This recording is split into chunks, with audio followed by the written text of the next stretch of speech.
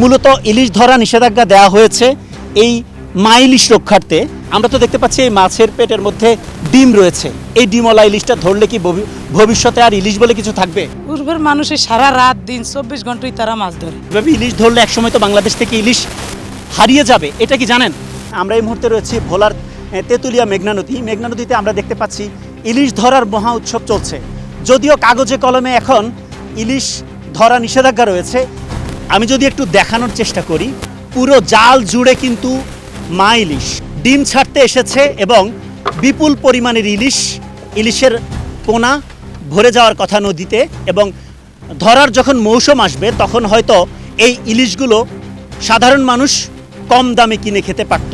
কিন্তু দুর্ভাগ্যবশত এভাবে ইলিশ ধরার কারণেই শেষ হয়ে যাচ্ছে আমাদের একটি সম্পদ। আমাদের জালে বিপুল পরিমাণের ইলিশ মাছ উঠেছে, এর মধ্যে বেশিরভাগই ডিমওয়ালা ইলিশ। এতে কি আসলে নিষেধাজ্ঞাটা কি কার্যকর হচ্ছে? জি না। এই ডিমওয়ালা ইলিশটা ধরলে কি ভবিষ্যতে আর ইলিশ বলে কিছু থাকবে? জি না, আমাকে ক্ষতি হবে।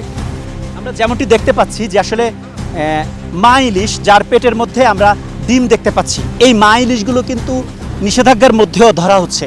32 ইঞ্চি জেভিকো টিভি এখন মাত্র 15,000 টাকায়, সাথে পাচ্ছেন 3 বছরের প্যানেল ওয়ারেন্টি। এই যে খেয়াটা পাইছি, আজকে সারা রাতের লেগে বাইরে যেতে পারবো না, আবার কেউ বাইরে আইব হয়তো মনে করেন যার টাকার জোর আছে সে বাইরে আইব। ইলিশ ধরার জন্য যারা টাকা দেয়, কি পরিমাণ টাকা দেয়, কাদেরকে টাকা দেয়? টাকা দেয় সরকারি লোকেদের, যারা ধরে এদের টাকা দেয় হয়তো 10,000, 5,000, 15,000, 20,000 এরকম দেয়। এটা কি প্রতিদিন নাকি এক নৌকা? এক নৌকা।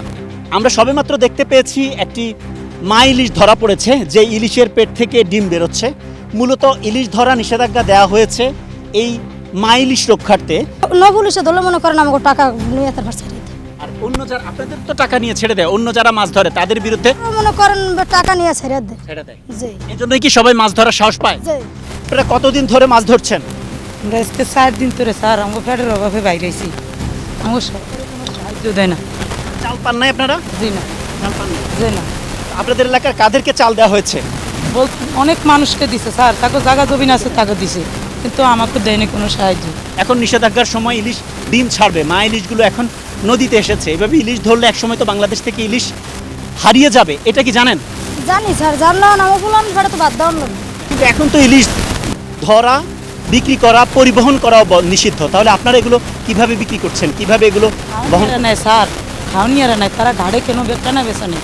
আমরা যেমনটি দেখেছি পুরো নদী জুড়েই কিন্তু ইলিশ ধরার একটি মহা উৎসব চলছে, এবং যে পরিমাণ ইলিশ এখন ধরা পড়ছে সেটি স্বাভাবিকের তুলনায় অনেক গুণ বেশি।